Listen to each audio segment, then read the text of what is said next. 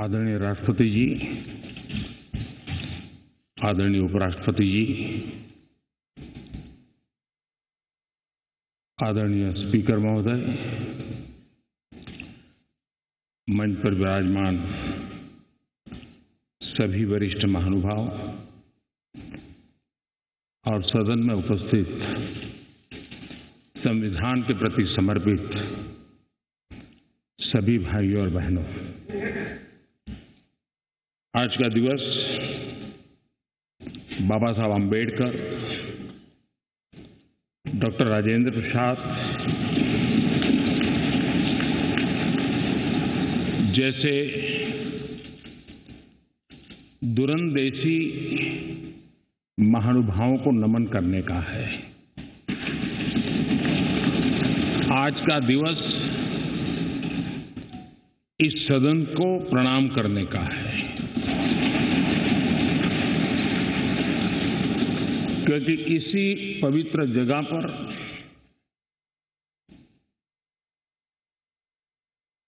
महीनों तक भारत के विद्वज्जनों ने,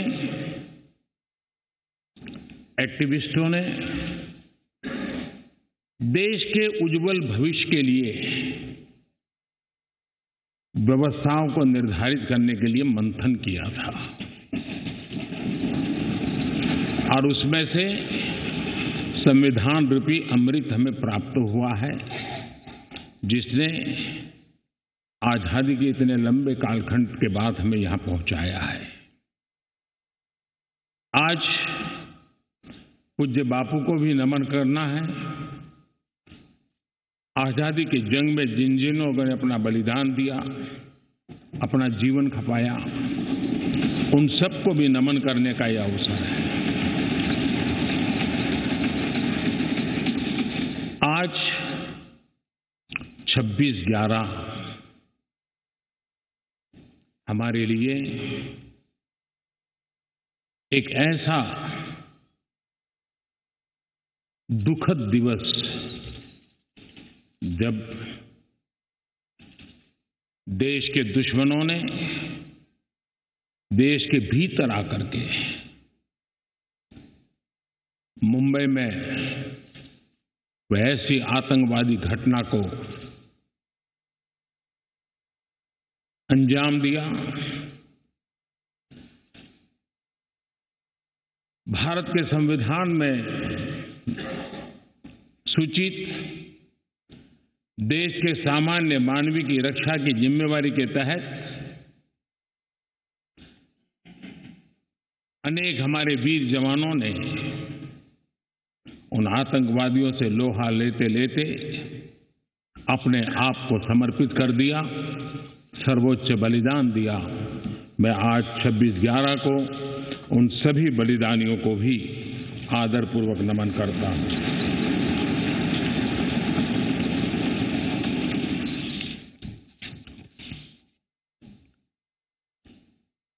आदरणीय महानुभाव, कभी हम सोचें कि आज अगर हमें संविधान निर्माण करने की नौबत होती तो क्या होता। आजादी के आंदोलन की छाया, देशभक्ति का ज्वाला,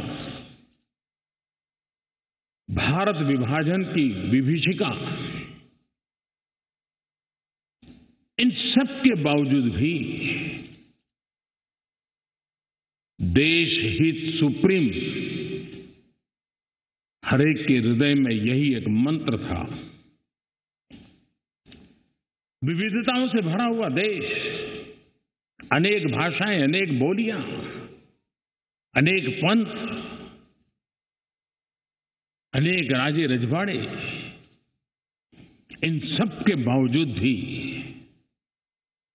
संविधान के माध्यम से पूरे देश को एक बंधन में बांध करके आगे बढ़ाने की योजना बनाना, आज के संदर्भ में देखें तो पता नहीं संविधान का एक पेज भी हम पूरा कर पाते क्योंकि नेशन फर्स्ट कालक्रम से राजनीति ने उस पर इतना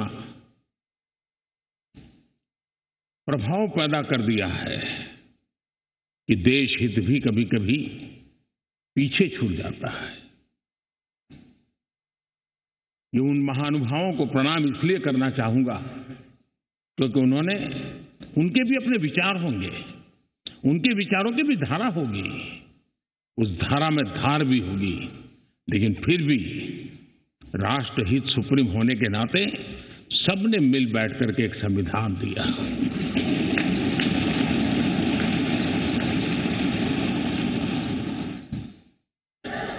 साथियों, हमारा संविधान ये सिर्फ अनेक धाराओं का संग्रह नहीं है। हमारा संविधान सहस्त्रों वर्ष की भारत की महान परंपरा, अखंड धारा, उस धारा की आधुनिक अभिव्यक्ति है।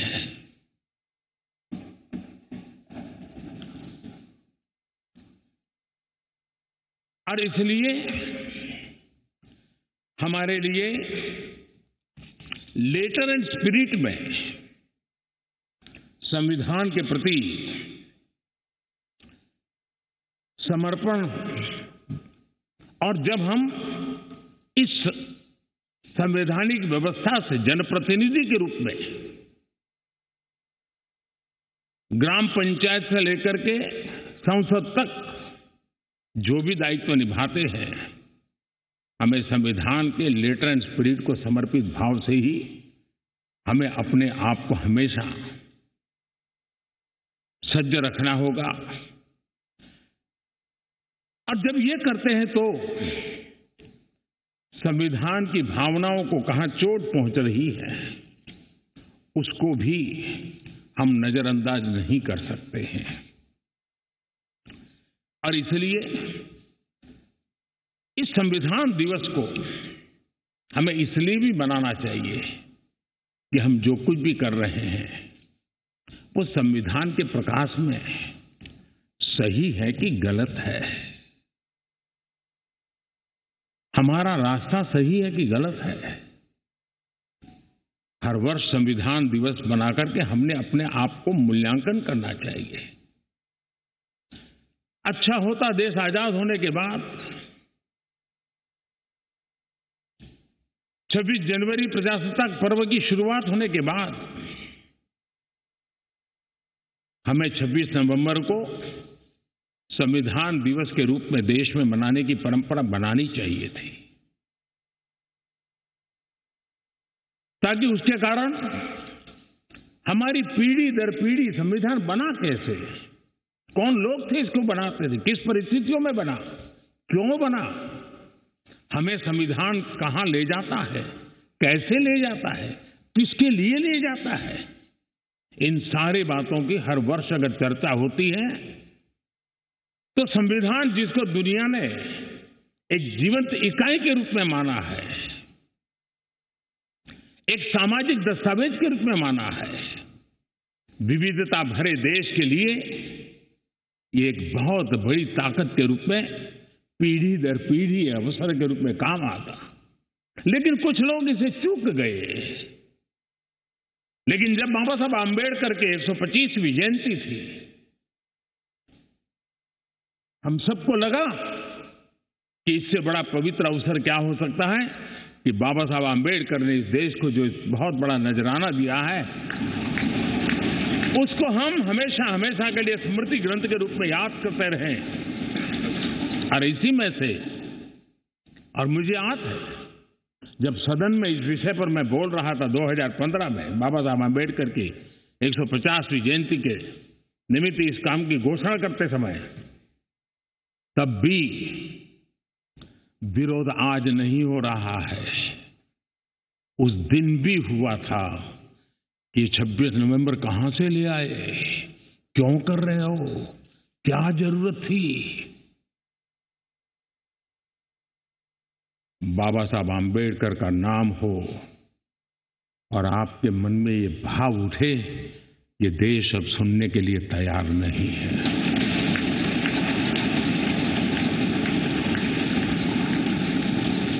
और आज अब भी बड़ा दिल रख करके खुले मन से बाबा साहब आम्बेडकर जैसे मनीषियों ने देश को जो दिया है, इसका पुण्य स्मरण करने की तैयारी ना होना, ये भी एक चिंता का विषय है। साथियों, भारत एक संवैधानिक लोकतांत्रिक परंपरा है। राजनीतिक दलों का अपना एक अहम महत्व है और राजनीतिक दल भी हमारी संविधान की भावनाओं को जन जन तक पहुंचाने का एक प्रमुख माध्यम है। लेकिन संविधान की भावना को भी चोट पहुंची है। संविधान के एक एक धारा को भी चोट पहुंची है जब राजनीतिक दल अपने आप में अपना लोकतांत्रिक कैरेक्टर खो देते हैं। जो दल स्वयं लोकतांत्रिक कैरेक्टर खो चुके हो, वो लोकतंत्र की रक्षा कैसे कर सकते हैं?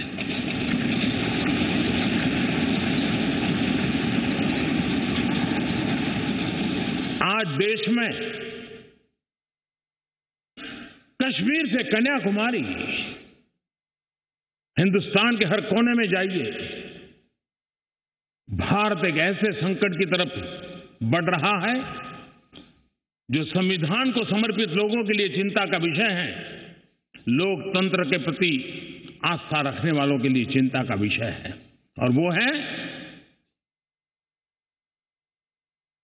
पारिवारिक पार्टियां।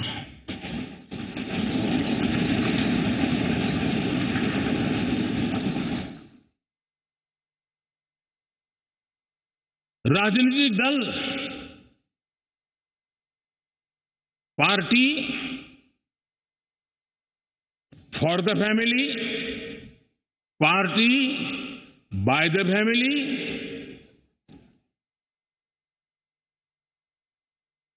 अब आगे कहने की जरूरत मुझे नहीं लगती है।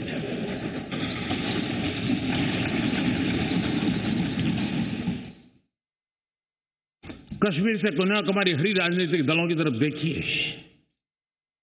ये लोकतंत्र की भावना के खिलाफ है।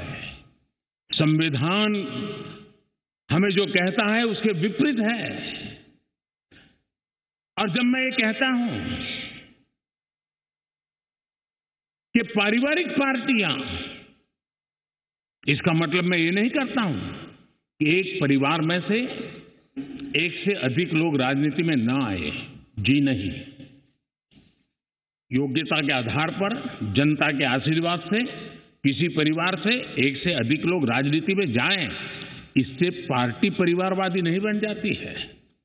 लेकिन जो पार्टी पीढ़ी दर पीढ़ी एक ही परिवार चलाता रहे, पार्टी की सारी व्यवस्था परिवारों के पास रहे, वो लोकतंत्र, स्वस्थ लोकतंत्र के लिए सबसे बड़ा संकट होता है। और आज संविधान के दिवस पर संविधान में विश्वास करने वाले, संविधान को समझने वाले, संविधान को समर्पित सभी देशवासियों से मैं आग्रह करूंगा कि देश में एक जागरूकता लाने की आवश्यकता है। जापान में एक प्रयोग हुआ था। जापान में देखा गया कि कुछ ही पॉलिटिकल फैमिली ही व्यवस्था में चल रहे हैं, तो किसी ने बीड़ा उठाया था कि वो नागरिकों को तैयार करेंगे और पॉलिटिकल फैमिली के बाहर के लोग निर्णय प्रक्रिया में कैसे आए। और बड़ी सफलतापूर्वक 30-40 साल लगे, लेकिन करना पड़ा। लोकतंत्र को समृद्ध करने के लिए हमें भी हमारे देश में ऐसी चीजों की ओर जाने की आवश्यकता है, चिंता करने की आवश्यकता है, देशवासियों को जगाने की आवश्यकता है। उसी प्रकार से हमारे यहां भ्रष्टाचार, क्या हमारा संविधान भ्रष्टाचार को अनुमति देता है? कानून है, नियम है, सब है, लेकिन चिंता तब होती है कि जब न्यायपालिका ने स्वयं ने किसी को अगर भ्रष्टाचार के लिए घोषित कर दिया हो, भ्रष्टाचार के लिए सजा हो चुकी हो, लेकिन राजनीतिक स्वार्थ के कारण उसका भी महिमा मंडन चलता रहे, भ्रष्टाचार को नजरअंदाज करके सिद्ध हुई हकीकतों के बावजूद भी जब राजनीतिक लाभ के लिए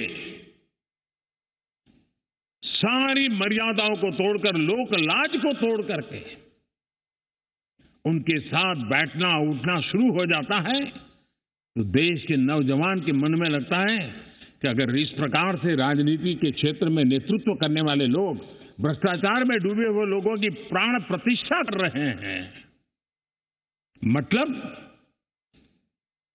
उनको भी वो मिलता रास्ता मिल जाता है कि भ्रष्टाचार के रास्ते पर चलना बुरा नहीं है। 2-4 साल के बाद लोग स्वीकार कर लेते हैं कि हमें ऐसी समाज व्यवस्था खड़ी करनी है।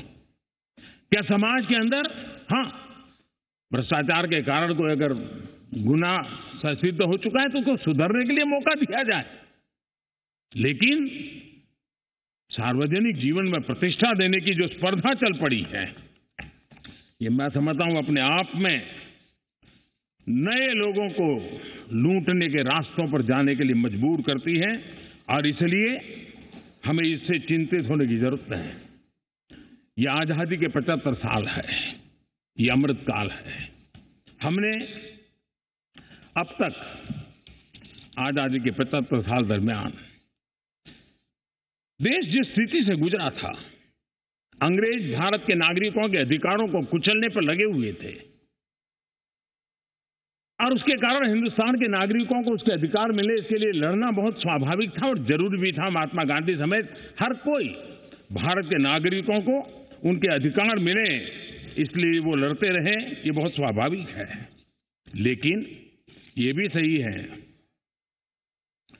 कि महात्मा गांधी ने आजादी के आंदोलन में भी अधिकारों के लिए लड़ते लड़ते भी देश को कर्तव्य के लिए तैयार करने के लिए लगातार कोशिश की थी। उन्होंने भारत के नागरिकों में उस बीज को बोने की लगातार कोशिश की थी कि सफाई करो, प्रौढ़ शिक्षा करो, नारी सम्मान करो, नारी गौरव करो, नारी को एम्पावर करो, खादी पहनो, स्वदेशी का विचार, आत्मनिर्भर भारत का विचार, कर्तव्यों की तरफ महात्मा गांधी लगातार देश को तैयार करते रहे। लेकिन आजादी के बाद महात्मा गांधी ने जो कर्तव्य के बीज बोए थे, वो आजादी के बाद वटवृक्ष बन जाने चाहिए थे, लेकिन दुर्भाग्य से शासन व्यवस्था ऐसी बनी कि उसने अधिकार अधिकार अधिकार के ही बातें करके लोगों को एक ऐसी अवस्था में रखा कि हम हैं तो आपके अधिकार पूरे होंगे। अच्छा होता देश आजाद होने के बाद कर्तव्य पर बल दिया गया होता तो अधिकारों की अपने आप रक्षा होती।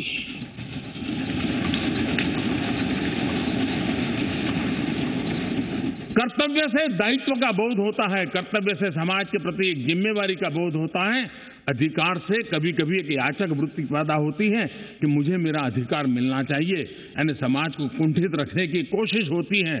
कर्तव्य के भाव से सामान्य मानवीय के जीवन में एक भाव होता है कि ये मेरा दायित्व है, मुझे इसको निभाना है, मुझे करना है, और जब मैं कर्तव्य का पालन करता हूं तो अपने आप किसी के अधिकार की रक्षा हो जाती है, किसी के अधिकार का सम्मान हो जाता है, किसी के अधिकार का गौरव हो जाता है, और उसके कारण कर्तव्य भी बनते हैं और अधिकार भी चलते हैं और स्वस्थ समाज की रचना होती है।